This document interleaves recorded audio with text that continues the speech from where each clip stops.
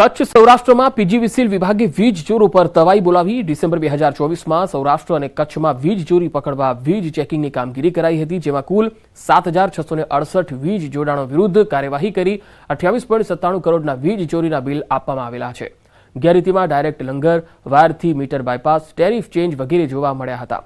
PGVCL દ્વારા વીજ ચોરી પકડવા માટે વીજ ચેકિંગની કામગીરી કરવામાં આવી અને આ દરમિયાન ડિસેમ્બરમાં 7,768 કેસોમાં 28.97 કરોડની વીજ ચોરી પકડાઈ છે। પીજીવીસીએલમાં વીજ ચોરીની ઝુંબેશ પકડવા માટેની જે ચાલુ છે એમાંથી અમારી 365 ટીમ સમગ્ર પીજીવીસીએલના સૌરાષ્ટ્ર કચ્છ એરિયામાં ચેકિંગની ઝુંબેશ અમે માર્ચ મહિનાથી જ આખા વર્ષ દરમિયાન અમારી ચાલતી જ હોય છે, સતત ચેકિંગ ચાલતું જ હોય છે, જેમાં ડિસેમ્બર માસમાં 7,668 કનેક્શનો વીજ ચોરીમાં પકડાયેલ છે। રાજ્યના વધુ સમાચારો પર નજર કરીશું, હાલ રોકાઈશું એક વિરામ માટે।